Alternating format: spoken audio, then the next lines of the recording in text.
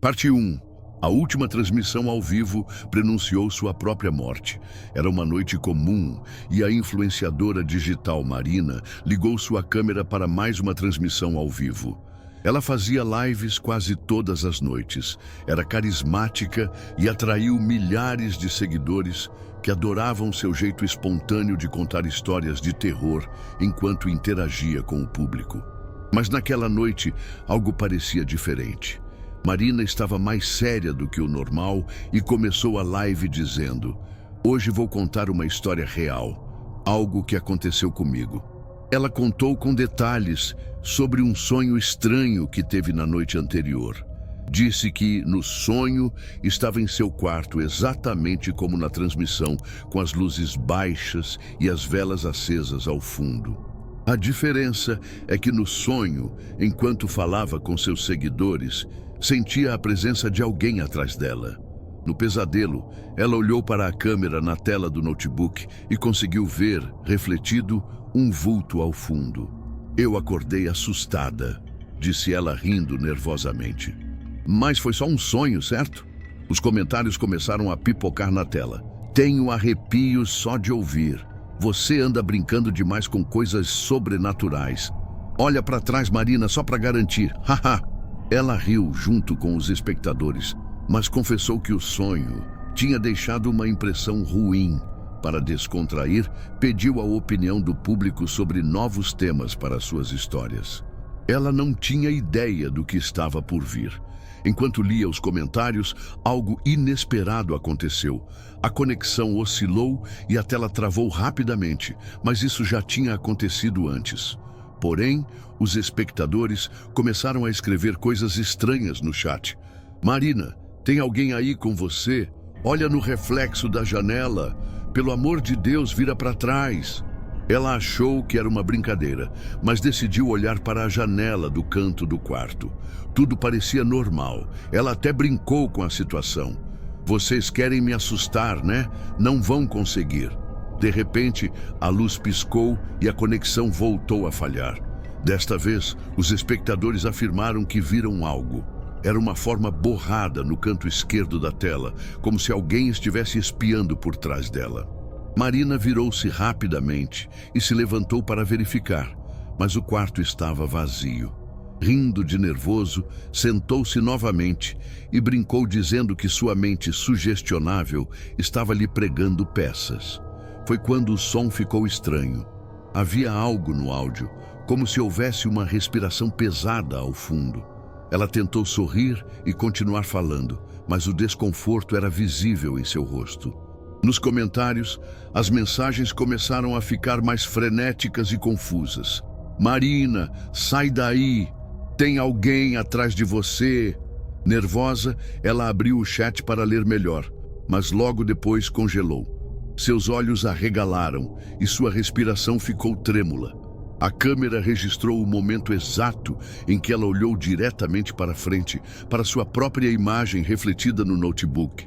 Havia algo lá. Uma figura escura e distorcida, com olhos fundos, pairava bem atrás dela. Nenhum som de grito foi ouvido. A transmissão caiu no instante seguinte. No dia seguinte, os seguidores tentaram contato, mas Marina não apareceu online. Preocupados, alguns amigos foram até sua casa e encontraram a porta principal entreaberta.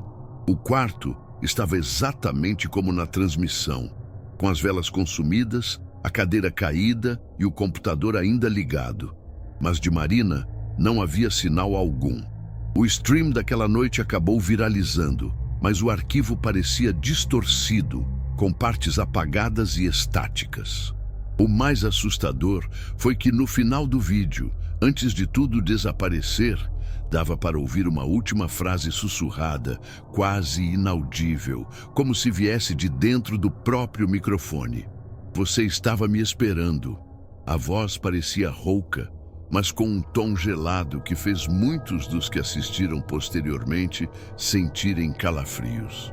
Desde então, ninguém mais viu Marina. A polícia foi chamada, mas nada explicava o que aconteceu. Alguns dizem que foi uma invasão ou sequestro, mas outros acreditam que ela havia, de alguma forma, atraído algo de outro mundo durante suas transmissões. E o mais estranho, aqueles que reassistiram o clipe relataram ver a figura sinistra por breves segundos em suas próprias câmeras ou reflexos, como se aquilo ainda estivesse espreitando, esperando pela próxima conexão. Alguns meses depois, uma nova influenciadora começou a ganhar seguidores ao contar histórias de terror em lives similares às de Marina. Ela era carismática, divertida e parecia ter um talento especial para atrair audiência rapidamente. Durante uma de suas transmissões, ela comentou sobre o caso de Marina, dizendo que achava tudo um mistério intrigante e que talvez fosse só uma grande encenação. Riu, brincou e afirmou que aquelas coisas não a assustavam. Mas enquanto ela falava, alguém no chat começou a escrever: "Você se parece muito com ela." Outros se juntaram ao comentário: "É como se você fosse a continuação dela." Por um instante, o rosto da influenciadora empalideceu, como se reconhecesse algo nos comentários, mas rapidamente desconversou dizendo que era tudo coincidência. No entanto, na última cena da transmissão, quando ela estava se despedindo, a tela congelou por um segundo. No reflexo de seus próprios olhos, os espectadores juram ter visto aquele mesmo vulto, parado ao fundo, esperando. Desde então, a nova influenciadora nunca mais comentou sobre Marina ou qualquer outra história relacionada a ela, mas algo nela parecia diferente. Suas lives começaram a ter uma atmosfera mais densa, como se uma sombra invisível pairasse ao seu redor. Os seguidores notaram que, às vezes, no meio de suas transmissões, ela ficava encarando a câmera por longos segundos, em silêncio, como se estivesse ouvindo ou vendo algo que ninguém mais podia compreender. Em uma dessas noites, alguém mencionou no chat: "Você anda tão parecida com ela. Até a voz parece igual agora." A influenciadora congelou por um momento e então sorriu, mas dessa vez o sorriso pareceu diferente. Frio, distante. E na última transmissão que fez, quando os espectadores já sentiam algo profundamente desconfortável, ela disse antes de encerrar: "Hoje somos todos reflexos. E você? Já olhou bem o seu?" A tela apagou e ninguém nunca mais a viu. Desde aquela última transmissão, ninguém mais teve notícias dela, nem mesmo os amigos mais próximos. Porém, algo perturbador começou a acontecer com alguns de seus seguidores mais assíduos. Relatos começaram a surgir em fóruns online e redes sociais. Pessoas descreviam sentir uma presença estranha ao assistirem às lives antigas, como se fossem observadas através da tela. Outros juravam que, ao pausarem os vídeos, conseguiam ver um vulto por trás de seus próprios reflexos, como se aquilo tivesse atravessado a barreira virtual. Alguns se atrevem a dizer que ouviram sussurros vindo do próprio dispositivo enquanto as lives rodavam. Vozes distorcidas que murmuravam coisas incompreensíveis, mas com um tom ameaçador. O mais intrigante foi quando um seguidor postou um print de sua tela durante uma das transmissões antigas. No reflexo dos olhos da influenciadora, ele dizia ter visto seu próprio rosto, mas distorcido e com olhos fundos, idênticos aos daquela figura que um dia apareceu lá atrás, na live de Marina. Aqueles que ignoraram os avisos e continuaram reassistindo os vídeos agora relatam pesadelos recorrentes, sempre com a mesma cena. Uma tela piscando, uma voz rouca sussurrando: "Você estava me esperando." E no fim, olhos fundos fixos em direção a eles. Desde então, os clipes foram removidos misteriosamente da internet, mas alguns dizem que os arquivos ainda podem ser encontrados em fóruns obscuros, circulando entre aqueles que têm coragem de assisti-los. No entanto, um alerta sempre acompanha esses vídeos. Não olhe por muito tempo, não pause e, acima de tudo, não assista sozinho. Mas como acontece com todo mistério, a curiosidade humana parece superar o medo. Alguns dias atrás, uma nova postagem anônima surgiu em um fórum, acompanhada de um link para um desses vídeos. No comentário, uma simples mensagem: "Ela está observando. Você será o próximo?" Desde que esse link apareceu, ninguém sabe ao certo o que aconteceu com quem clicou.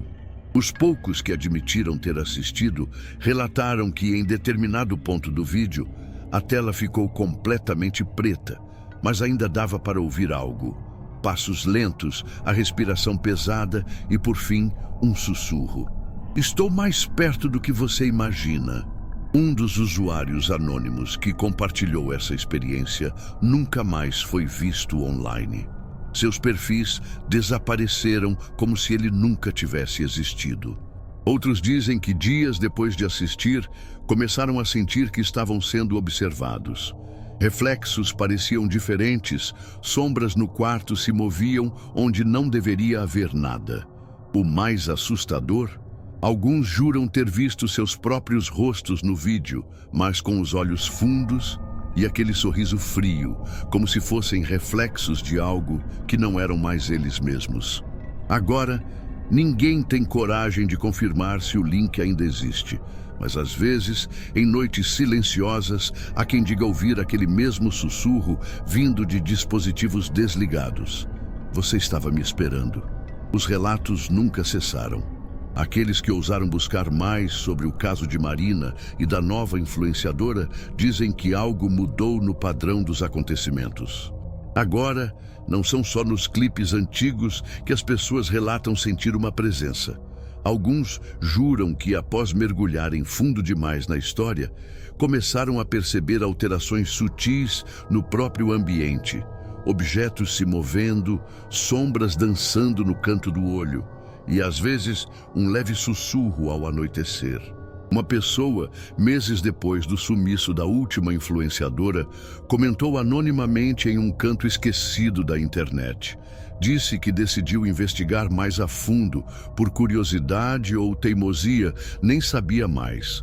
Ele encontrou um arquivo incompleto de uma live que não reconhecia de nenhuma das duas mulheres. A qualidade era baixa, a tela cheia de estática, mas algo no fundo era familiar. O quarto com as velas e a cadeira tombada. Lucas passou 3 noites sem dormir, os olhos injetados fixos na tela do computador. Os fragmentos do vídeo de Marina piscavam em loop, intercalados com códigos que ele não conseguia decifrar. A irmã Clara sumira há 2 semanas e seu último rastro estava ali, nos pixels distorcidos da transmissão ao vivo. Ele aumentou o brilho do monitor, revelando padrões quase imperceptíveis. Números em hexadecimal se repetindo como uma assinatura. Enquanto digitava, uma notificação surgiu. Era um e-mail anônimo com um arquivo zip nomeado Reflexo Final.exe. Seus dedos congelaram. O relógio na parede marcava 3h17 e o silêncio do apartamento era cortado pelo zumbido abafado do HD. Ele executou o arquivo. A tela escureceu e uma linha de comando abriu sozinha, digitando strings de caracteres aleatórios. De repente, a webcam ligou. Lucas viu seu rosto pálido refletido, mas algo estava errado. Seus olhos pareciam rasgados, como se uma névoa espessa ocupasse o espaço das pupilas. O ar ficou pesado, impregnado de um cheiro adocicado de carne queimada. Ele tentou desligar o computador, mas as teclas não respondiam. Nas caixas de som, uma voz sussurrou: "Ela não está perdida, está conosco." Na manhã seguinte, Lucas foi até o antigo apartamento de Marina. A porta estava selada pela polícia, mas ele arrombou a fechadura. O quarto preservava o cenário da última live. Velas derretidas no chão, a cadeira tombada e um laptop coberto de poeira. Ao ligá-lo, a tela de login pedia uma senha. Ele digitou reflexo e o sistema abriu. Pastas ocultas revelaram vídeos nunca vistos. Um deles mostrava Marina, dias antes do desaparecimento, falando diretamente para a câmera. Eles estão nos espelhos, nos reflexos, e se você olhar por tempo suficiente, eles aprendem a olhar de volta. Enquanto assistia, Lucas sentiu uma coceira intensa nas costas das mãos. Ao erguê-las, viu veias escuras se espalhando sob a pele como raízes de uma árvore. Seu celular vibrou. Era uma mensagem de um número desconhecido. Você já parou para contar quantos reflexos te observam? Anexado, um vídeo de 2 segundos. Clara, de costas, em um corredor escuro. Ela se virou lentamente. Seus olhos eram buracos negros e sua boca se abriu em um grito silencioso. De volta ao seu apartamento, Lucas conectou o HD de Marina a um osciloscópio. O sinal de áudio tinha picos anormais, frequências abaixo de 20 Hz, inaudíveis, mas capazes de induzir ansiedade. Ele isolou uma dessas faixas e a reproduziu. As lâmpadas do teto estouraram e o cheiro de flores podres encheu o ar. Na escuridão, o monitor emitiu um brilho esverdeado, revelando Clara na tela. Ela estava em um quarto espelhado, cercada por figuras desfiadas que sussurravam em uníssono. "Irmão", ela disse, sua voz distorcida como se viesse de um poço. "Eles precisam de mais olhos para enxergar." Lucas percebeu tarde demais. O vírus não era apenas código, era um ritual. Cada visualização, cada pause, cada reflexo observado na tela alimentava a entidade, dando-lhe forma através das telas. Ele correu para o banheiro, lavou o rosto com água gelada. Ao erguer os olhos, o espelho mostrou Clara atrás dele. Seus dedos finos e pálidos envolveram seu pescoço. "Ela está aqui", sussurrou a irmã, sua respiração gelada arrancando lágrimas dos olhos de Lucas. "Ela está em todo lugar." Quando ele se virou, o banheiro estava vazio, mas no espelho, seu reflexo permaneceu. Sorria. Lentamente, ergueu uma faca que Lucas não segurava. Naquela noite, o computador de Lucas iniciou uma live automática. Milhares entraram, atraídos por uma notificação sem título. A transmissão mostrava Lucas sentado, de costas para a câmera. Seus movimentos eram mecânicos, como um boneco de madeira. De repente ele se virou. Seus olhos eram poços sem fundo, e sua boca se abriu para pronunciar palavras em uma língua desconhecida, gutural e cheia de estalos. Os comentários enlouqueceram. "Isso é CGI? Parece real? Olhem nos olhos dele!" A câmera se aproximou do rosto de Lucas. Sob a pele, algo se movia, como insetos correndo sob a superfície. Ele inclinou a cabeça e sussurrou: "Você está assistindo. Agora, nós também." A transmissão cortou. Todos os dispositivos conectados travaram, exibindo uma imagem estática. Quem olhou de perto viu, por um frame, seu próprio rosto substituindo o de Lucas, os olhos cobertos pela mesma escuridão. Horas depois, em uma delegacia, um detetive revirou o apartamento de Lucas. Encontrou o laptop aberto, a tela queimada. Ao tocar o teclado, um vídeo iniciou. Era a câmera de segurança do corredor do prédio. Lucas apareceu, arrastando os pés como um sonâmbulo. Parou frente ao elevador, virou-se para a câmera e sorriu. Seus dentes eram pontiagudos e regulares. As luzes piscaram, e quando se acenderam, ele havia sumido. Nos dias seguintes, usuários relataram sonhos idênticos. Uma sala infinita com paredes de TV, cada uma transmitindo suas próprias vidas. Em todas, uma figura esguia observava por trás, aprendendo. Aqueles que acordaram gritando descobriram marcas de mãos negras em seus pescoços. O vídeo original de Marina ressurgiu online, mas agora com um contador no canto. Posts conectados, 997.432. O número aumentava a cada segundo. Comentários foram desabilitados. O único som era um zumbido grave, pulsante. Quem assistiu até o final jurou que nos últimos segundos a imagem borrou para revelar um rosto familiar nos próprios reflexos. Na Deep Web, um fórum postou uma foto granulada. Clara e Lucas, de pé em uma rua escura, cabeças inclinadas para trás como marionetes. A legenda dizia: "Eles estão ensinando. Em breve, todos veremos." Em uma cidade distante, uma criança apontou para a TV desligada da sala.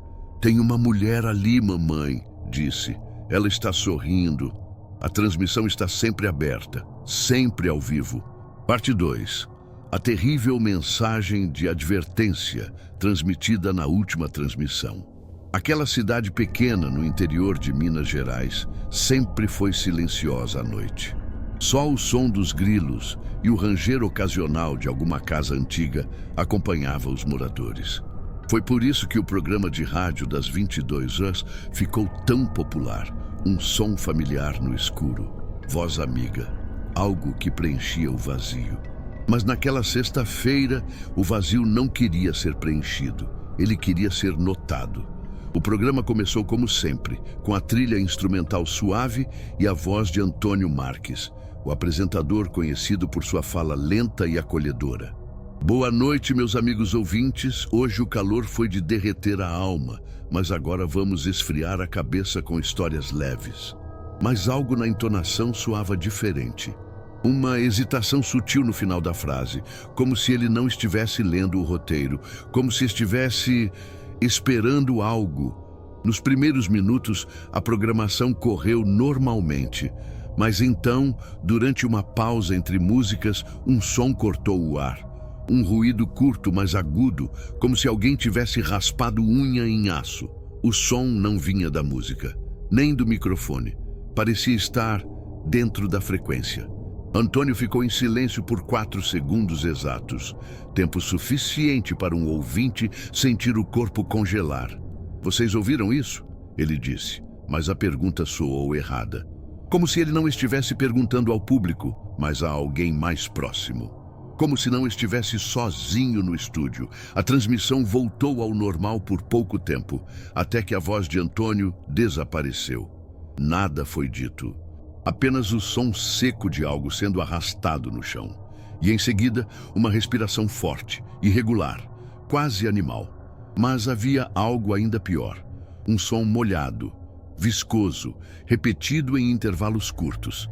Como se alguém estivesse mordendo carne crua com os dentes. Logo depois, a nova voz surgiu. Não parecia humana, era arrastada, os fonemas escapavam como ar entre dentes podres. "Não é para todos. Não é para todos. Não é para vocês." O som estalava em distorções inconstantes. Os ouvintes começaram a ligar para a rádio, mas ninguém atendia. A linha retornava com um som de chiado que aumentava de forma incômoda conforme os segundos passavam, até se tornar quase insuportável. Muitos desligaram, mas alguns continuaram ouvindo. Esses foram os primeiros a desaparecer. No dia seguinte, famílias começaram a procurar por seus parentes. Um total de 8 pessoas não foram encontradas em suas casas. As portas estavam trancadas, janelas intactas, cães e gatos mortos em todos os casos, olhos arregalados, com marcas profundas ao redor do pescoço, como se algo tivesse os segurado tempo demais. Mas havia algo mais estranho. Em cada uma das casas, algo havia sido deixado. Um único copo com água pela metade no centro da mesa e flutuando dentro uma unha humana, sempre úmida, sempre recém-arrancada. A emissora ficou fechada por 2 dias, até que uma equipe de técnicos foi enviada para avaliar os equipamentos. As câmeras de segurança do estúdio não mostravam nada após a meia-noite. Só estática, mas entre os arquivos de som, um arquivo desconhecido apareceu. Ele não possuía nome, apenas a data do ocorrido, e ao abrir, algo que não deveria estar ali. Primeiro, silêncio absoluto. Depois, um zumbido de baixa frequência, quase como um lamento. E então, o som de crianças chorando em um idioma impossível de reconhecer. Era como se algo estivesse forçando a voz a parecer infantil, mas não era criança. As vozes diziam algo entrecortado, um padrão repetitivo. Não era para ouvir, não era para ver, agora é tarde.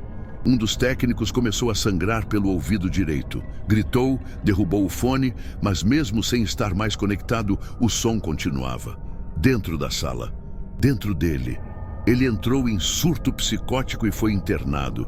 Passou a repetir incessantemente a mesma frase que ouvira no áudio. Mas com um detalhe: quando ele falava, seus olhos não piscavam, e um leve sorriso se abria aos poucos, mesmo enquanto chorava. Não era para ouvir. Enquanto isso, boatos começaram a se espalhar entre os moradores. Algumas pessoas afirmavam ter visto uma figura magra demais, parada no acostamento da estrada, sempre de cabeça baixa, sempre à noite, mesmo em trechos onde não havia postes. Uma criança que passava por um desses pontos com os pais gritou no banco traseiro do carro. Ela disse que a pessoa no escuro tinha a boca aberta, até o peito.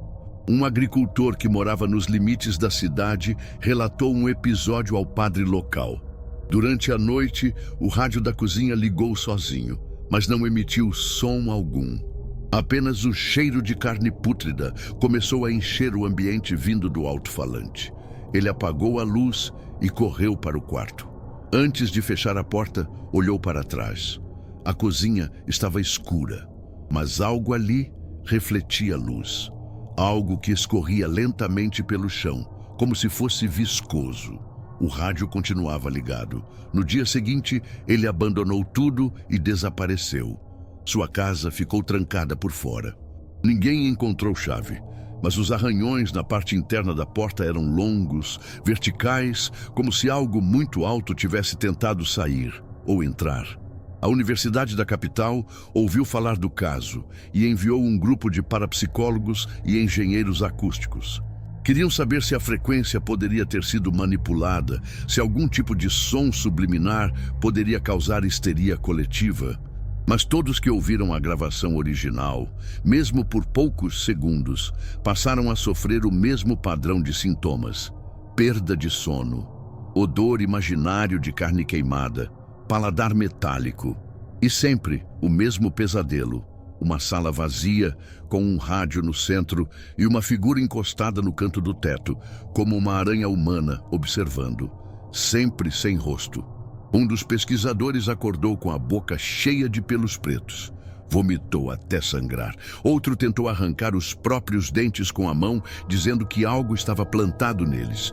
E o terceiro se jogou do segundo andar da pousada, mas antes de bater no chão, todos que estavam por perto juraram ter ouvido um som dentro da cabeça. Algo como um sussurro em estéreo. Vocês abriram. E agora não podem fechar. A cidade entrou em estado de emergência informal. As pessoas começaram a destruir seus rádios. Alguns colocavam tampões nos ouvidos para dormir. Igrejas lotadas, mas os sons continuavam. Agora sem depender de rádio. Um policial noturno relatou ter parado para descansar próximo à emissora abandonada. Ao desligar o motor da viatura, percebeu um som abafado vindo do porta-malas. Quando abriu, encontrou seu próprio rádio portátil, desligado, mas vibrando, e junto dele um único bilhete escrito à mão. Estava rasgado, sujo. Só se lia uma frase com caligrafia instável: "Você está ouvindo até com os olhos fechados." O rádio, mesmo sem pilhas, começou a emitir um chiado grave. O policial arrancou o aparelho e o jogou na estrada. Mas por 3 noites seguidas, o mesmo som voltou a ocorrer em sua casa. Até que no 4º dia, ele não apareceu mais no trabalho. Sua casa estava intacta, mas a única coisa que havia dentro era um rádio, ligado, no volume mínimo, emitindo um único som que se repetia a cada 12 segundos. 3 batidas, 3 batidas, 3 batidas. Como se alguém estivesse esperando que alguém abrisse a porta. Me disseram que era só coisa da minha cabeça. Mas quando você sente o frio se enfiar devagar pelas costas e escutar seu próprio nome sussurrado dentro do estômago, não tem mais o que discutir. Você sabe. E saber demais aqui é sempre o começo da ruína. Meu nome é Cícero. Nasci e cresci em Candeias do Sul, um vilarejo enterrado na beira de um mangue, onde o rádio ainda é rei porque o sinal de celular morre no mato. Foi lá que a transmissão aconteceu. A tal voz. O desaparecimento do grupo de amigos. O sumiço do rapaz do equipamento velho. Só que não parou ali, não era um aviso, era uma convocação. Aconteceu com a minha mãe primeiro. Começou com ela falando sozinha na cozinha, respondendo perguntas que ninguém tinha feito. Uma vez, passei e ouvi ela dizer baixinho: "Ele disse que vai trazer seu pai de volta, mas eu tenho que ouvir mais." Meu pai morreu em 1999, preso nas ferragens de um ônibus que desabou num barranco. O corpo dele nunca foi encontrado. Minha mãe nunca superou. Depois vieram os sonhos. Ela acordava trêmula, com os olhos tão fundos que parecia que estavam afundando no rosto. A voz, ela mostra coisas que ninguém devia ver. Mas ele tá lá, Cícero. Seu pai tá lá dentro, na frequência. Eu achava que era luto mal resolvido. Até o dia em que ela colocou a mão no fogo do fogão aceso e ficou ali, parada, olhando a pele borbulhar. Não gritou, só sussurrou: "Agora ele consegue me ver." Foi quando levei ela para o hospital da capital, deixei internada. Nunca mais falou. Só chorava em silêncio, os olhos fixos num ponto do teto, como se estivesse esperando o som voltar. Voltei para casa sozinho. A casa estava muda, a TV ligada no mudo, o rádio fora da tomada, mas ainda assim dava para ouvir, baixinho. Atrás das paredes, como se a madeira sussurrasse de volta. Naquela noite o rádio ligou sozinho. O chiado era familiar, mas tinha outra coisa. Um som úmido, como se alguém estalasse a língua contra o céu da boca, devagar, dentro do alto-falante. E então veio a frase: "Você também vai me escutar, você é sangue dela e o sangue chama." A luz queimou, tudo ficou negro e mesmo assim eu juro que vi. No reflexo da janela tinha alguém atrás de mim. Estava contorcido, com a cabeça tombada para o lado, como se o pescoço tivesse quebrado, mas ainda sorria. Um sorriso que não acabava nunca. Não lembro de dormir. Quando acordei, tinha terra nos meus pés e o rádio estava enterrado no quintal, com a antena ainda para fora. Havia marcas ao redor, dedos longos, como se alguém tivesse cavado com as mãos. Fui embora. Peguei o carro e dirigi até onde o sinal de celular voltava. Liguei para minha irmã em Recife. Ela não atendeu, mas depois me mandou uma mensagem só com 2 palavras: "Ele voltou." Tentei ignorar. Tentei esquecer. Me mudei para um quarto alugado num bairro distante. Toda noite me forçava a dormir com o som de uma playlist aleatória. Mas mesmo no fone de ouvido, no meio das músicas, surgia um ruído familiar. Estática. Palavras que não eram da canção. O tempo não acabou. Só acabou para eles. Você ainda tem. Venha escutar. Comecei a ver coisas. No vidro do ônibus entre os reflexos. Uma figura parada no canteiro central, sempre de cabeça baixa. Às vezes parecia estar mais perto que antes. Outras desaparecia com o piscar de um farol. Até que um dia, em pleno trabalho, recebi um envelope em branco. Dentro, um pendrive e um papel com uma única frase: "Você precisa lembrar o que sua mãe esqueceu." O arquivo de áudio tinha um nome: 1444KHZ_mãe.wave. No começo, só chiado. Depois, a voz da minha mãe, cantando uma cantiga de ninar que ela usava quando eu era pequeno. Mas o tom era diferente. Era como se estivesse cantando para alguém que não queria dormir, alguém que resistia, e ao fundo algo acompanhava. Um som que parecia mastigar. Quando a música parou, outra voz falou, baixa, líquida, familiar. Você acha que o mal mora no escuro, mas ele se senta ao seu lado quando você está iluminado. Ele veste sua voz. Ele se esconde no som das suas lembranças. Ele não vem. Ele já está. Ouvindo aquilo, meu nariz sangrou. E juro por tudo, o gosto era ferroso e doce, como se não fosse só sangue. Corri até um terreiro que conhecia, procurei Dona Zulmira, que desde criança atendia gente com coisa grudada. Ela olhou para mim e empalideceu. Cícero, o que foi que você escutou? Tá grudado na sua nuca, tá até tremendo a vela. Ela tentou rezar, tentou quebrar, mas a vela apagou sozinha. O tambor caiu. E as paredes começaram a suar, literalmente. Gotas escorriam das tábuas, como se a casa respirasse com febre. E então a voz veio, sem rádio, sem nada. Você trouxe ele aqui, não devia. Agora todo mundo vai escutar. Dona Zulmira caiu dura no chão. A vela apagada rachou ao meio. Corri. Não olhei para trás, mas ouvi passos. E um gemido. Um gemido que parecia vir de alguém que mastigava carne e soluçava ao mesmo tempo. Cheguei em casa, mas a porta estava entreaberta. No chão, marcas de pés descalços. E na parede, escrito com algo marrom escuro: Você escutou. Agora, fale. Agora, estou trancado nesse quarto, escrevendo tudo, porque a voz não quer mais falar sozinha. Ela quer eco, ela quer que você escute também. E eu sei que vai. Porque desde que começou a ler, a estática já começou a sussurrar aí também, não foi? Na primeira noite, após escrever, jurei não tocar mais no rádio. Mas ele não precisava ser ligado. A parede ao lado da minha cama começou a emitir calor. Não aquele calor abafado do verão, era um calor úmido, como o de um corpo encostado no seu, respirando baixo, constante. Senti o hálito gelado atrás da minha orelha, e por reflexo virei o rosto com um arrepio que me cortou a espinha. Nada, mas a impressão ficou grudada na pele como suor frio. Acordei com a luz do banheiro acesa. Eu tinha certeza que apaguei. Na pia, alguém havia desenhado algo com pasta de dente, 3 ondas. Como ondas de rádio, mas a última estava quebrada, rasgada no meio. Como se algo tivesse interrompido a transmissão com violência. Lavei com raiva, as mãos tremendo, mas enquanto limpava, percebi que o reflexo no espelho não fazia os mesmos movimentos que eu. Meu braço ainda esfregava a pia, mas no espelho, ele já tinha parado. Ele me olhava fixo, ele piscava quando eu não piscava, ele sorria quando eu cerrava os dentes, e atrás dele, atrás de mim, algo se arrastava pelo teto como uma aranha sem ossos.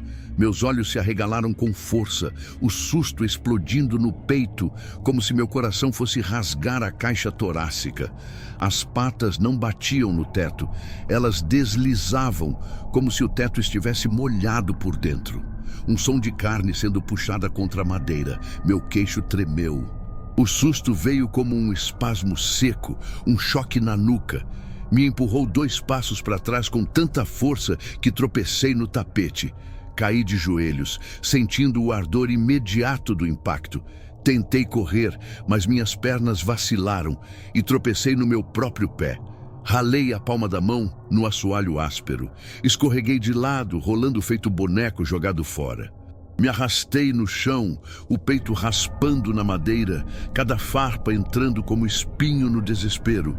Meus olhos lacrimejavam sem controle e o coração parecia estar na garganta, batendo contra os dentes, como se quisesse escapar antes de mim. Levantei com a força do pavor. O escuro engoliu tudo, nem os cachorros, nem o vento. Um silêncio denso que vibrava por dentro da cabeça como um zumbido seco. Um silêncio com vontade. Foi aí que ouvi o primeiro grito. Não veio da rua, veio de dentro do rádio que eu havia jogado fora. Ele estava de volta na sala, limpo, intacto, brilhando. A antena tremia, vibrava como uma agulha nervosa. O botão girava sozinho e a voz sussurrou meu nome, baixo, arrastado. Mas dessa vez, não era só meu nome. Era o nome da minha irmã, da minha mãe, da dona Zulmira. Um por um, cada nome seguido de um som úmido, abafado, como algo pesado sendo puxado para dentro de um poço. Glub, glub, glub, como se fossem sendo tragados com força. Corri até a porta, as mãos se debatendo na maçaneta como se fossem independentes. As chaves caíram, bati com o ombro, tentei girar de novo, escorregando no suor. Quando consegui abrir, tropecei no batente, saí cambaleando pela rua, ainda descalço. O chão parecia areia com cacos de vidro. Cada passo era um corte. As casas estavam tortas. Os postes pulsavam como corações expostos. As janelas piscavam luzes sem padrão, como se estivessem falando.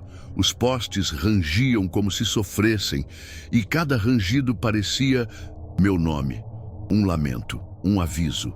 Gritei, mas minha voz saiu em chiado, como o rádio fora de estação. Minha garganta não fazia som humano, era estática, um ruído agudo que me fez cair de joelhos, as mãos pressionando o peito como se pudesse impedir algo de sair. E saiu, uma frase, uma só: você é a antena agora. Fugi, como um bicho, as pernas se movendo por puro pavor. Bati em muros, tropecei em raízes que não estavam ali antes. Fui parar no cemitério. O portão estava aberto. Achei que ali, pelo menos, o silêncio fosse normal. Mas os túmulos estavam abertos. Alguns não tinham fundo. Outros tinham escadas que desciam em espiral. De um deles vinha o som abafado de um rádio tocando. A mesma cantiga de ninar. Aquela voz rouca, embalada por dor, como quem embala um corpo que ainda respira. Desci. Ou talvez o chão tenha me engolido. Fui puxado, escorreguei sem perceber. E lá embaixo estava meu pai. Mas ele não era ele. Era feito de vozes. A pele dele vibrava com som. Cada centímetro era uma boca falando baixo. Milhares. Todas pedindo silêncio. Todas implorando para não serem lembradas. E ele disse: eu nunca morri. Eu fui sintonizado. E agora você também será. Acordei no chão da minha sala. A pele coçava como se tivesse atravessado um animal por dentro. Cada poro latejava. Olhei para o espelho. Meu reflexo me encarava, parado, sem piscar. Demorou 5 segundos para se mexer, como se estivesse aprendendo, mas sorriu antes de mim.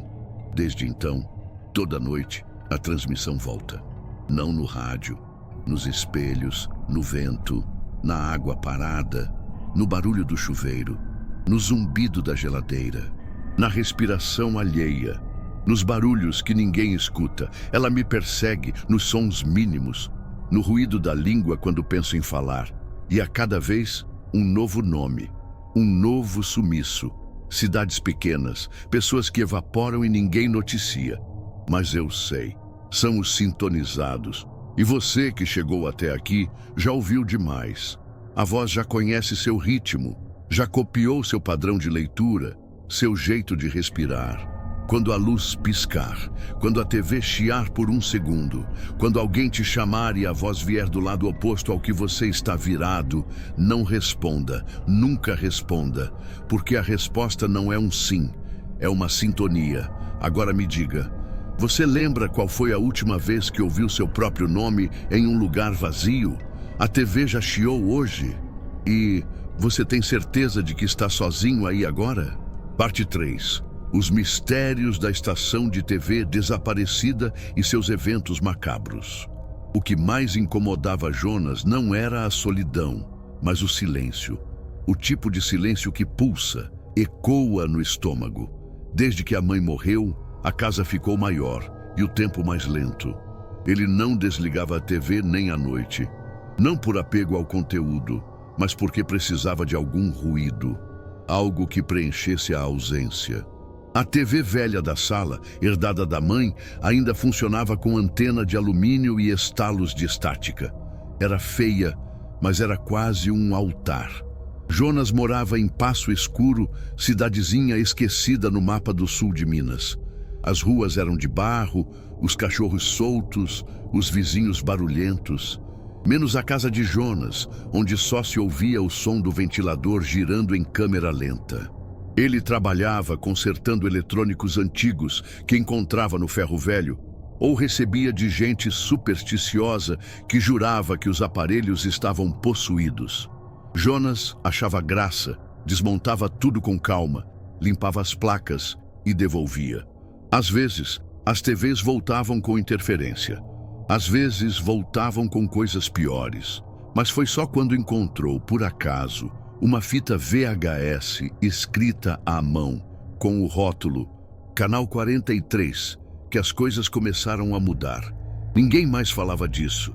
Canal 43 era uma lenda, algo sussurrado por velhos bêbados na praça. Diziam que existiu nos anos 80, que passou coisa que nunca devia ter passado.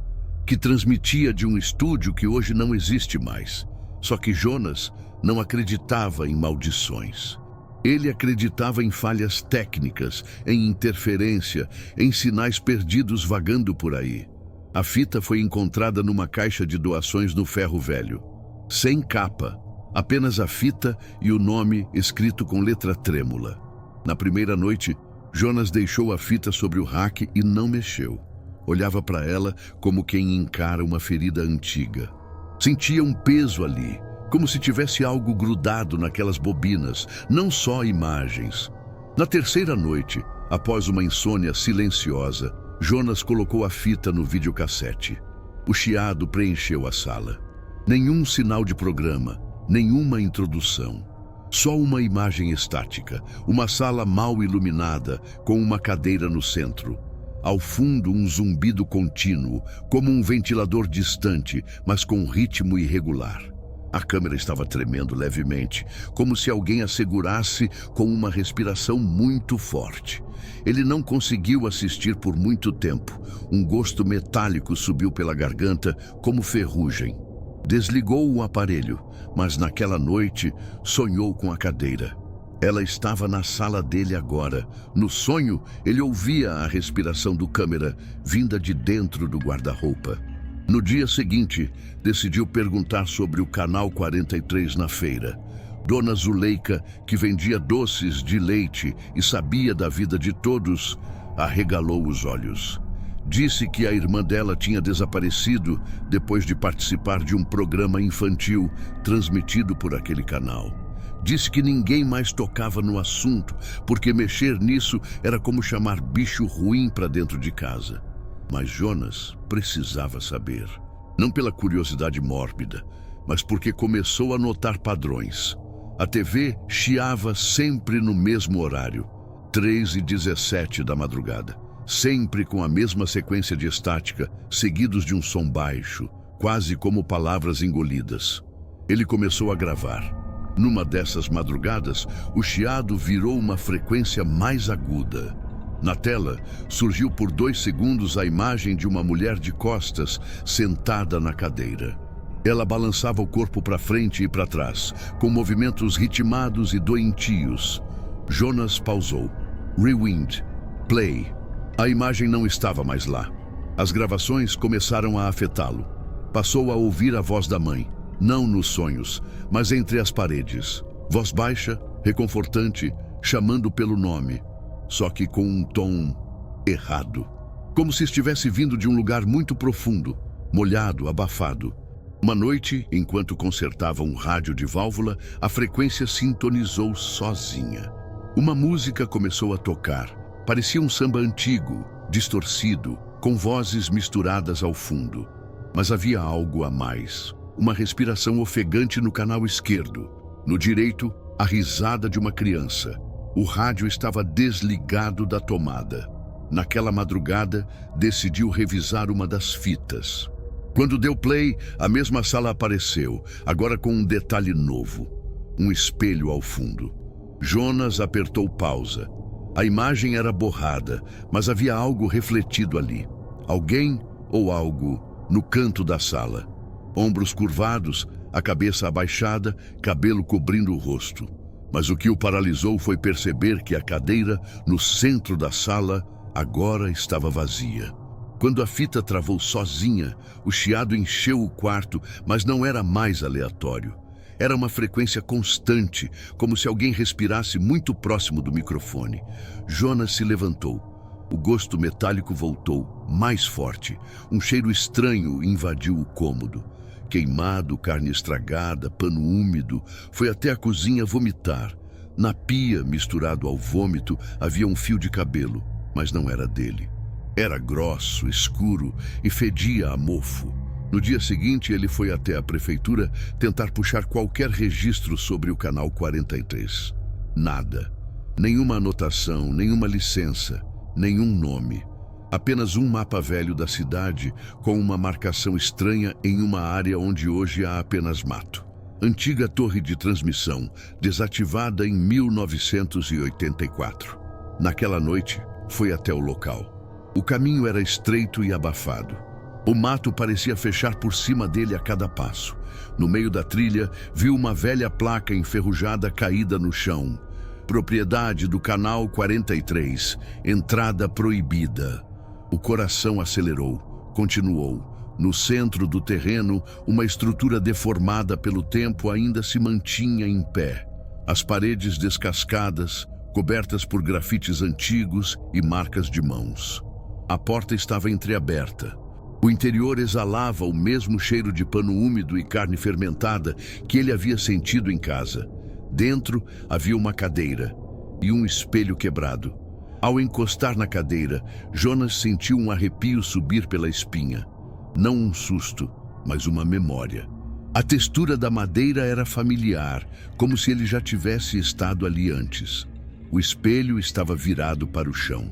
Ao erguê-lo, viu por um segundo algo refletido atrás dele. Algo com máscara, mas quando virou o corpo, estava só. Ao sair, percebeu algo estranho. O relógio marcava 3h17, o mesmo horário das transmissões, mas ele tinha chegado ali às 22h. De volta para casa, encontrou a fita que havia deixado fora do videocassete já inserida e rebobinada. Quando apertou play, uma nova gravação apareceu. Era ele. Sentado, na cadeira, olhando fixamente para a câmera, mas ele não se lembrava de ter gravado aquilo. A fita seguia com ele levantando lentamente e indo em direção ao espelho. Ao fundo, uma voz baixa repetia seu nome. Jonas chorou, não de medo, de saudade. Saudade de quem ele era antes de tudo isso, antes da mãe morrer, antes do vazio virar rotina. Mas agora era tarde, ele sabia.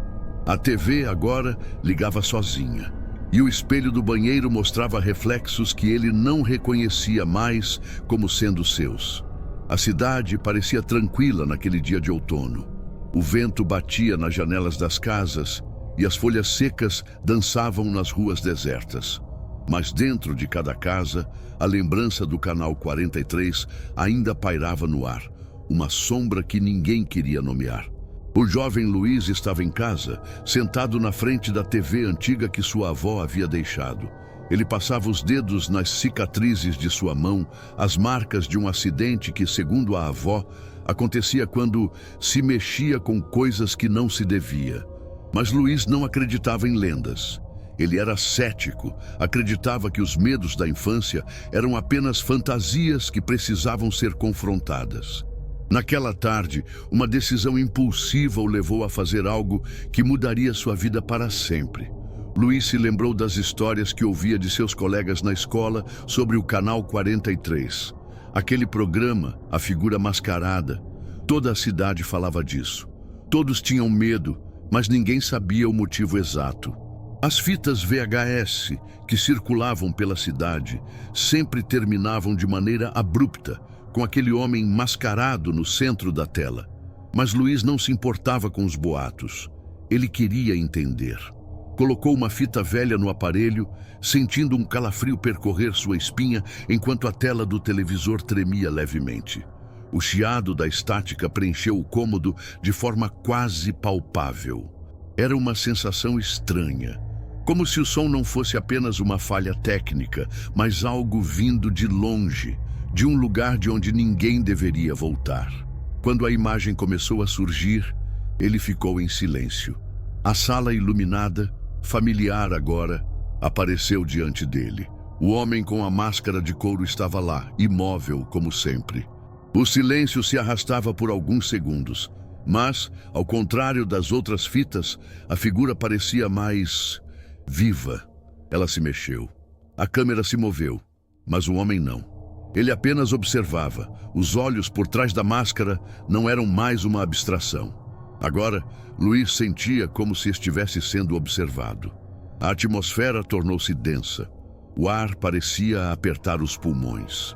A sala parecia ir se aproximando mais perto, até que ele não pôde mais distinguir a linha entre a tela e a realidade. No reflexo da televisão, ele viu uma sombra, uma figura que se aproximava com passos lentos, quase imperceptíveis, como se estivesse aguardando a hora certa para atacar. A boca seca de Luiz fez com que sua respiração se tornasse mais ruidosa. Ele sabia o que estava acontecendo, mas não queria acreditar. Quando a figura se aproximou ainda mais, ele tentou desligar a TV. Suas mãos tremiam, os dedos tocavam o controle remoto, mas o botão não respondia. Luiz olhou para a tela e viu, de forma nítida, o homem com a máscara de couro virando lentamente a cabeça. Ele não estava mais na tela, estava ali, na sala. O homem o encarava, os olhos escuros como o fundo de um abismo, e então sua boca se abriu em um sorriso torto, de uma maneira que não poderia ser descrita com palavras. Não era uma expressão humana, era puro desprezo, como se estivesse ciente de um segredo que Luiz nunca poderia compreender. O frio se espalhou pela pele de Luiz. A cada segundo que passava, o quarto parecia encolher, ficando mais apertado, mais sufocante. Ele tentou gritar, mas sua voz falhou. Tudo o que saiu foi um suspiro abafado. Naquela noite, Luiz não conseguiu dormir. A visão daquela máscara não saía de sua mente. A sombra de algo que estava prestes a acontecer, algo que ele já havia invocado, o seguia onde quer que fosse. Mas mais aterrador que isso era o fato de que Luiz sabia que não estava mais seguro. Sabia que a presença estava com ele agora como uma marca indelével que ele não poderia apagar. Ao amanhecer, ele tentou sair de casa, mas algo o segurava. Ele sentia a necessidade de verificar cada canto, cada sala, como se algo estivesse esperando por ele, escondido nas sombras. E foi então que ele ouviu o som. Não era o som de uma televisão, mas sim um sussurro distante, baixo e quase inaudível, como uma presença sem corpo. O ar se tornou mais denso novamente, e a imagem do homem com a máscara parecia estar ali, no reflexo de cada janela, em cada espelho. A presença estava em todos os lugares. Luiz, desesperado, correu até a casa de seu amigo, Rodrigo. Mas não havia ninguém lá. Apenas a TV de Rodrigo ligada, sem imagem, apenas o chiado. No reflexo da tela, ele viu a sombra novamente. E antes que pudesse fazer algo, a TV desligou sozinha. O chiado cessou. Mas algo continuava, como se o som tivesse sido apenas uma distração. Algo estava ali, à espreita, esperando. E então, Luiz sentiu a sensação de que alguém estava atrás dele. Ele virou rapidamente, mas estava sozinho. No entanto, ao olhar para a TV, viu algo que não deveria estar ali. O reflexo da sala estava distorcido e a figura do homem mascarado apareceu no vidro da TV, observando-o, parado, esperando. O que Luiz não sabia é que ele havia dado início a algo muito mais profundo, algo que ninguém poderia entender, algo que ninguém poderia escapar. Luiz já não sabia que horas eram. O relógio do celular travara às 3h14 da manhã e sua televisão continuava ligada, mesmo com o cabo fora da tomada. Mas agora não havia mais imagens, nem o rosto mascarado, apenas um fundo preto e a presença. Porque não era o som, não era o vídeo, era aquilo que ficava entre uma transmissão e outra. Era o silêncio entre duas falas. O intervalo entre dois ruídos era o vazio, e ele agora morava dentro da casa dele. Luiz ainda tentava racionalizar. Talvez fosse uma crise nervosa, talvez insônia severa. Mas o que explicaria o cheiro de queimado que vinha do chão de taco, como se algo estivesse enraizando-se sob os seus pés, e o ranger constante da porta do armário do corredor, que continuava entreaberta, mesmo depois de ele tê-la trancado com fita adesiva. Mas o mais grave nem era isso. O mais grave era saber que, depois de 12 horas em pé, em silêncio absoluto, sua mãe ainda estava parada na frente da televisão, sem piscar. Nem ao menos respirava com ritmo, apenas observava como se tivesse sido desligada por dentro. Naquela noite, Luiz se escondeu no banheiro, enrolado numa toalha com os dedos tampando os ouvidos. Mas nada adiantava. Era como se o som não precisasse de som. Era como se ele já estivesse impregnado nas paredes, nos fios da casa, no encanamento. A luz da pia piscava 3 vezes, sempre às 3h14, todos os dias. E quando piscava pela terceira vez, alguém tossia. Mas Luiz estava sozinho. A mãe não saía da frente da TV. O pai já havia ido embora há 10 anos e ele não tinha vizinhos no andar. Mesmo assim, a tosse vinha, baixa, rastejante, como de alguém que fumou a vida inteira e agora respirava pelos poros. No 5º dia, Luiz acordou com os 2 pés queimados. A pele estufada parecia ter sido prensada em uma grelha elétrica, mas ele não gritava mais. Não conseguia. Toda vez que tentava emitir som, saía apenas o chiado, o mesmo da TV. A voz dele tinha sido sequestrada. Ele não tinha mais controle sobre o que ouvia ou falava. E agora a tosse também era dele. Na 7ª noite, ele tentou quebrar a TV com um pé de cabra. Mas ela não quebrou, nem sequer trincou. E o mais bizarro, não refletia mais nada. Nem o cômodo, nem ele, nem a própria imagem. Apenas preto. Um preto denso, viscoso, como se escondesse algo atrás do vidro. E ali, ele percebeu. A televisão não era mais uma tela. Era um espelho cego. E o que ela mostrava era quem realmente assistia. Com o tempo, Luiz começou a encontrar coisas fora do lugar. O saleiro na gaveta de meias, um relógio de parede dentro da geladeira, a escova de dente boiando no vaso sanitário. E então percebeu, ele estava fazendo isso dormindo, mas a pior parte, ele não se lembrava mais se estava dormindo, porque tudo começou a se repetir. 3h14, a luz piscava, a porta do armário rangia, o som da TV voltava, e a mãe, imóvel, agora sorria. Mas ela estava morta há 4 dias. Luiz a tinha enterrado no quintal com as próprias mãos depois que ela caiu dura na frente da TV. Ele sabia disso. Ele chorou por horas, mas agora ela estava ali, em pé, com o mesmo vestido, os mesmos olhos secos e o mesmo leve tremor na bochecha, como uma fita rebobinando em loop. Foi nessa noite que ele entendeu. O Canal 43 nunca foi uma transmissão. Era uma reprodução, um looping de dor, uma cópia distorcida de tudo que havia sido perdido. Cada vez que alguém assistia, uma nova versão da sua própria vida era gerada dentro da frequência. E quanto mais tempo ficava exposto, menos original você se tornava. Luiz não foi sugado pela TV, ele virou uma cópia mal renderizada de si mesmo. Agora, a cada 3h14, em várias casas diferentes, a TV pisca. E uma nova versão de Luiz aparece na tela, parado, observando. Mas nenhuma delas pisca. Nenhuma delas respira. Nenhuma delas fala. São apenas duplicatas, sombra de sombra. Reflexos gastos de alguém que ficou tempo demais olhando para o escuro. Até o escuro começar a olhar de volta. O Canal 43 continua ativo, só que agora ele não precisa mais de sinal. Ele transmite através da memória, e se você está ouvindo essa história até aqui, então, talvez, só talvez, já esteja sintonizado. Parte 4. A verdade oculta por trás de incidentes estranhos que aconteceram durante transmissões de TV. Nos anos 80, em uma pequena cidade do interior, havia uma estação de TV local chamada Canal 43. Não era muito conhecida fora das redondezas, mas todos da cidade assistiam. O conteúdo era estranho, às vezes bizarro. Programas começavam fora de horário.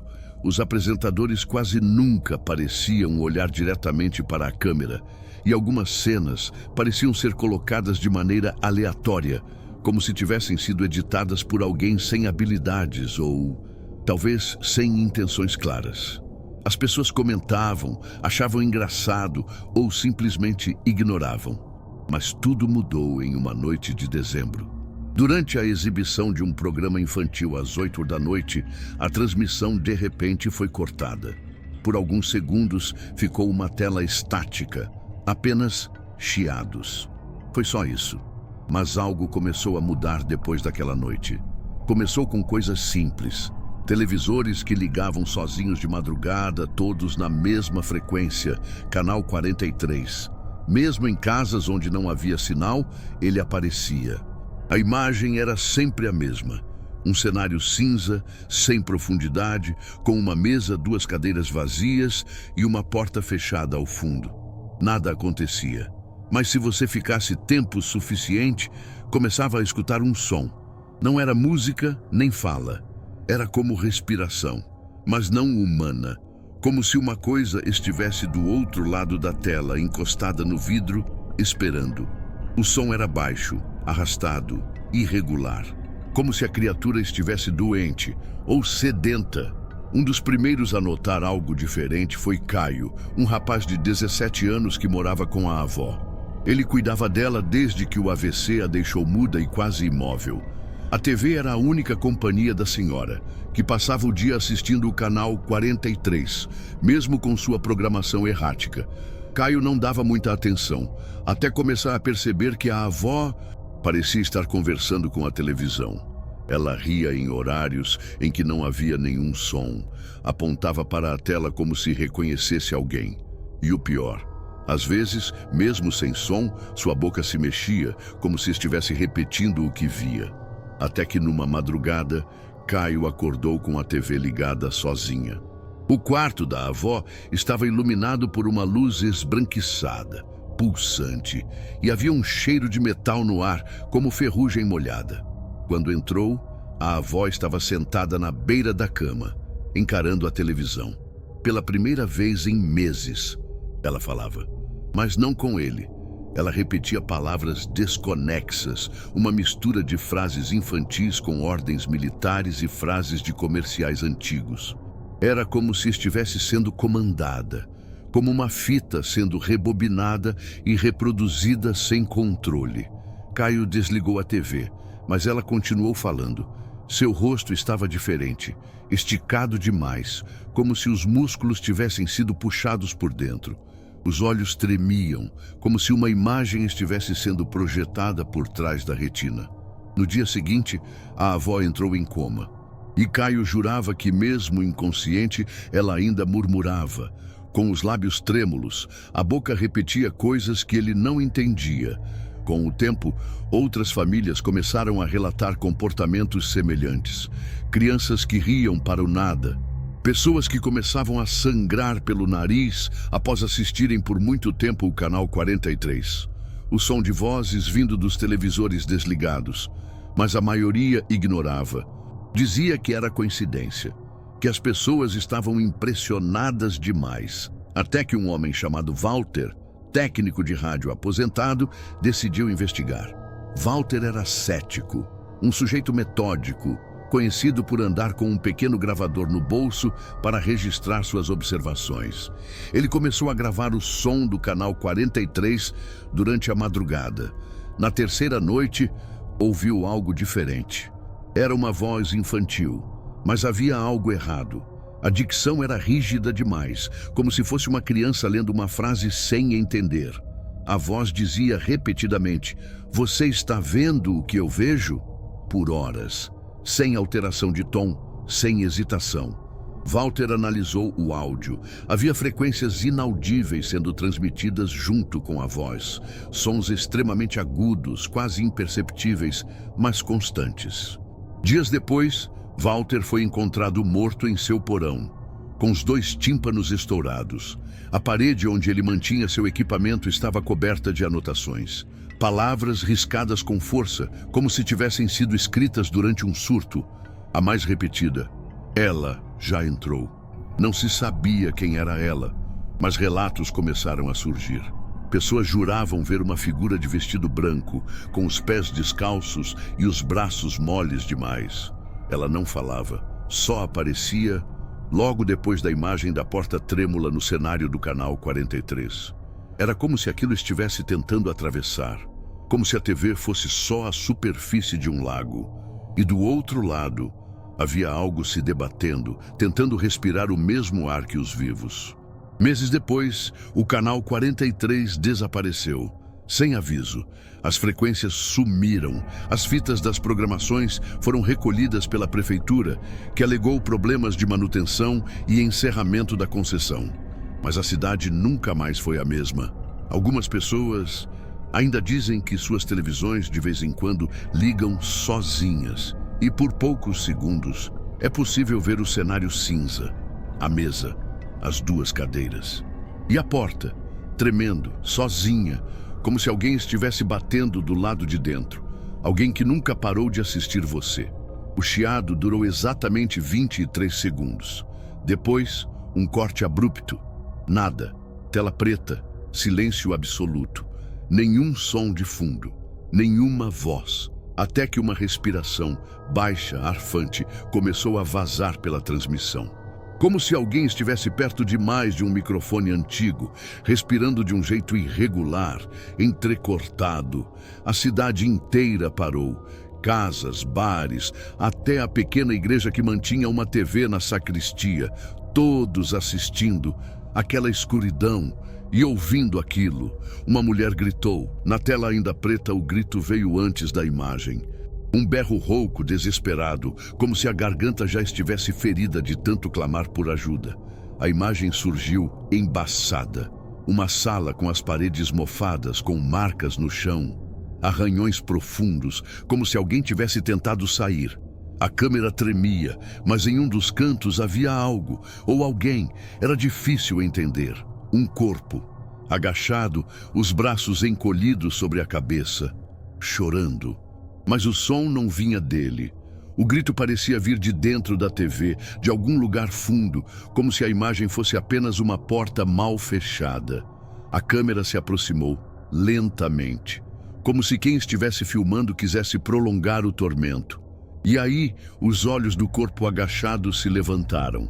Eram de uma criança, um menino, uns 8 anos talvez. Os olhos vermelhos, como se estivesse acordado há dias. Tremia tanto que parecia que seus ossos iam quebrar com o esforço. E quando ele olhou direto para a câmera, ele sussurrou algo.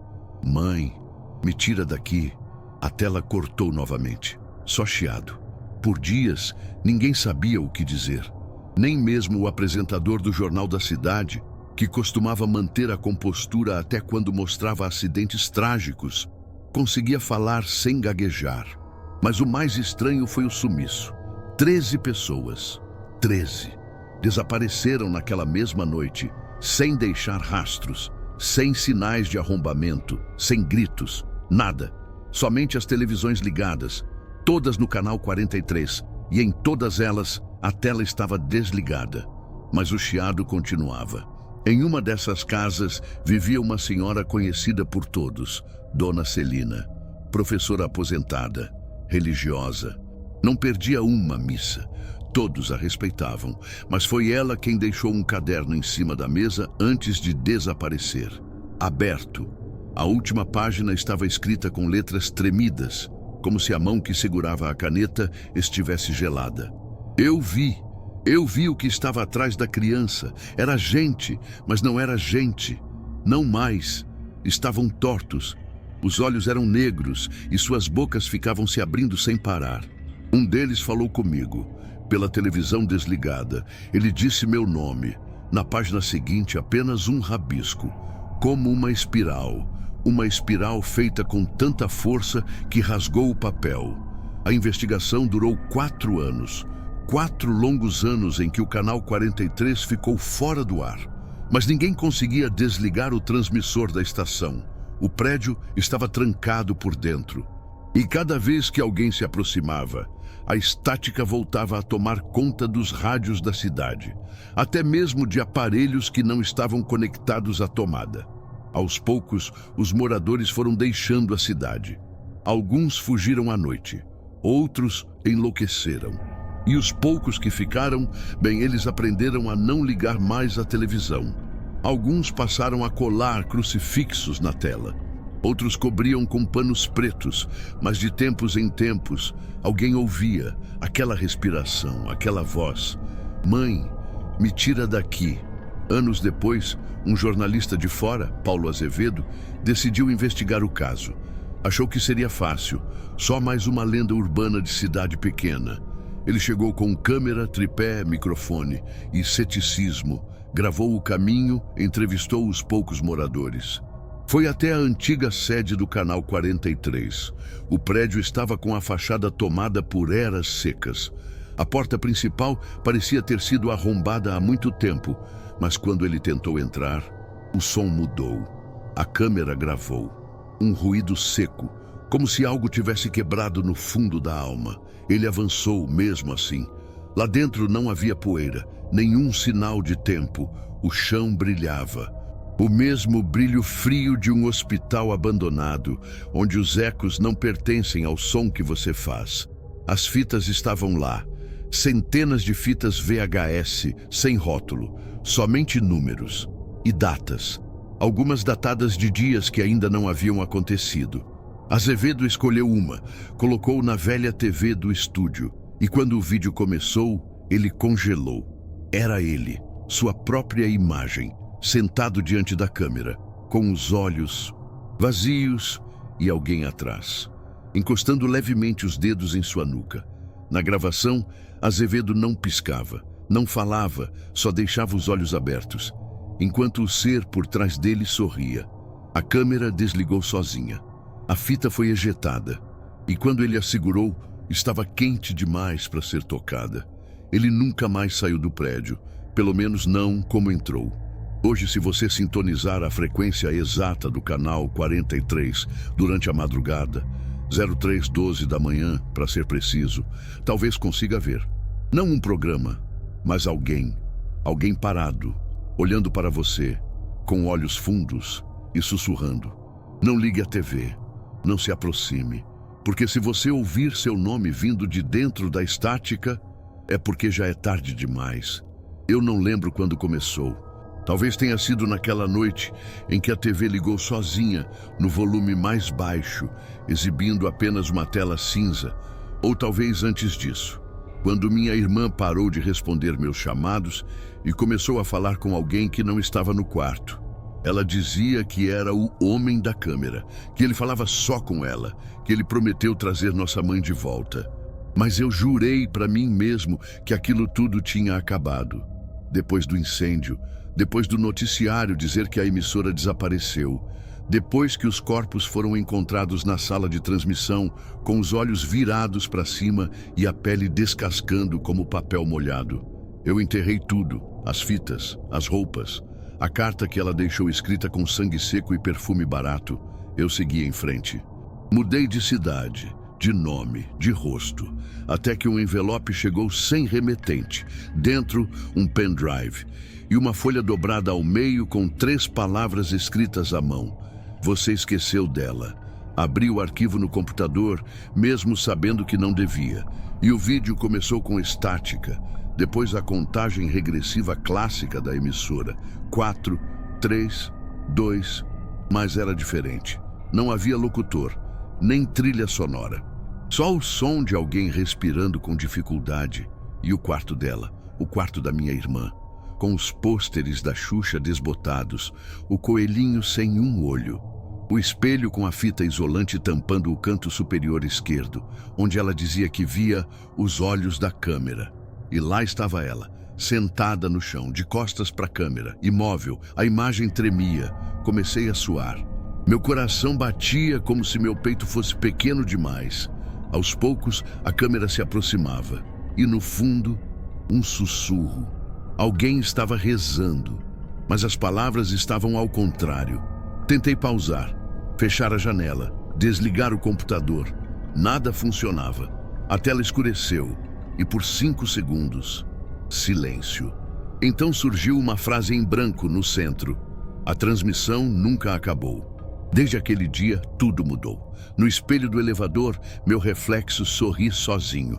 A TV liga às 4h43 da manhã e mostra minha infância como se alguém estivesse filmando. Momentos que eu nem lembrava mais. Eu me vejo chorando atrás do sofá. Me vejo olhando pela fechadura. Me vejo rindo sozinho no quarto escuro.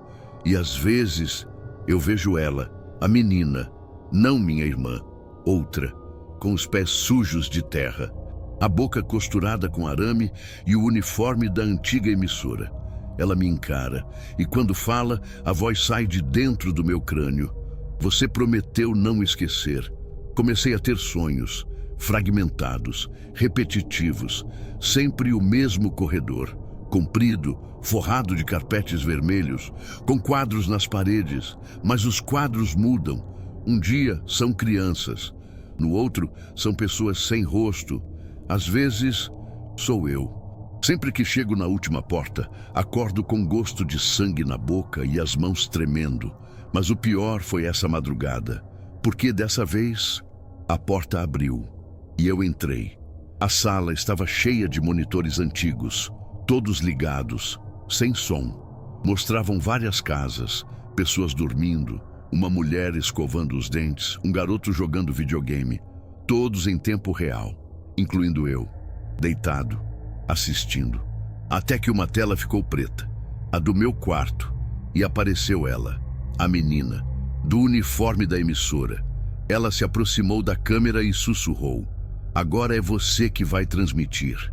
Desde então estou aqui, trancado neste espaço entre mundos. Acordo em lugares diferentes, casas que não são minhas, rostos que não reconheço, mas todos assistem, todos assistem. O símbolo do canal 43 agora aparece em sonhos de outras pessoas. E sempre às 4h43, a estática começa. Você pode testar, pode deixar a TV ligada, ou seu celular. A transmissão continua. Mas agora, sou eu que narro. Se você ouvir alguém te chamando atrás da tela, não responda. Se ver seu rosto sorrindo sem razão, não pisque. E se acordar às 4h43 com cheiro de cabelo queimado no ar, já é tarde demais. A única coisa que consigo fazer agora é deixar esse aviso, antes que o vídeo comece sozinho, antes que você também esqueça dela. Porque esse é o contrato, a memória da dor, a moeda de troca. E quando a saudade apertar e você desejar ver alguém que partiu, o canal 43 vai encontrar você. Eu tentei fugir daquilo, do cheiro, das imagens, do som abafado de fitas rodando mesmo quando não há fita alguma. Mas é como se o canal 43 estivesse dentro de mim agora. No começo, era só a noite. Mas agora acontece até com o sol alto, no meio da rua.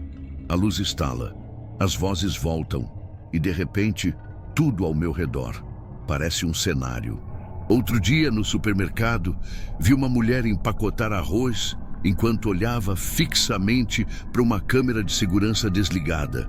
Ela murmurava em latim, e quando passei por ela, ela me disse: "Você perdeu ela de novo, não foi?" Não mencionei nome algum, mas ela sabia. Eu sonhei com a fita original, a que minha irmã escondeu, aquela que só podia ser passada uma vez. E no sonho, eu estava de volta à nossa casa antiga. O tapete puído, a parede rachada, a TV ligada sem sinal. E alguém atrás de mim. Uma figura magra, comprida, com o rosto sempre fora de foco. A boca se movia sem som, mas a voz surgia direto no meu ouvido interno. "Rebobina, agora." Na estante, a fita estava lá, azul, com o símbolo 43 em vermelho. Quando coloquei no aparelho, algo mudou. A TV mostrou a minha infância, mas diferente. As mesmas cenas, eu brincando, eu escondido, mas ao fundo, sempre alguém filmando. Cada lembrança que eu achava minha era uma gravação. E lá estava ela, a menina, com o uniforme da emissora, mas, dessa vez, com o rosto da minha irmã, costurado, como se algo tivesse unido as duas. E quando ela falou, foi com minha voz de criança: "Por que você deixou?" Eu acordei gritando. O sangue escorria do meu ouvido esquerdo. O relógio, 4h43. Desde então, a linha entre sonho e vigília não existe mais. E eu descobri que não fui só telespectador. Fui o primeiro transmissor. Aos 9 anos, no porão da emissora antiga, um homem, o mesmo que chamávamos de pai, me deu uma câmera. Filme o que ama, filme o que dói, filme o que quer esquecer, e eu filmei.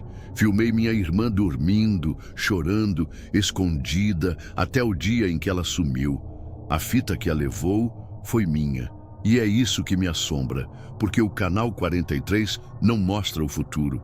Ele mostra o que foi arrancado de nós, o que tentamos enterrar. Agora, eu sou um arquivo corrompido. Aos poucos me torno parte da transmissão. Já não tenho reflexo. Minhas unhas pararam de crescer. Meu rosto só aparece distorcido em fotos, como se algo estivesse regravando quem eu sou. E eu sinto que toda vez que alguém assiste a um vídeo sobre o Canal 43, eu me apago mais um pouco, como se estivessem usando minha alma como sinal de antena. Então, se você chegou até aqui, saiba, você já é parte da audiência. A cada segundo que pensa nisso, a frequência se ajusta, seu corpo esquenta atrás do pescoço, o som ambiente muda, e se prestar atenção agora, vai ouvir um chiado, baixo, mas constante, e vai notar um movimento no espelho. Não se vire, não fale com ele. Ele é você, mas não é você. É o que sobrou de mim, te chamando para dentro. O Canal 43 está vivo, e a próxima transmissão é sua. Mas nada vem de graça, nada. Então, se alguém te disser que viu seu pai, sua mãe, ou você mesmo, criança, no fundo da tela, corra, porque nem tudo que parece perdido quer ser encontrado.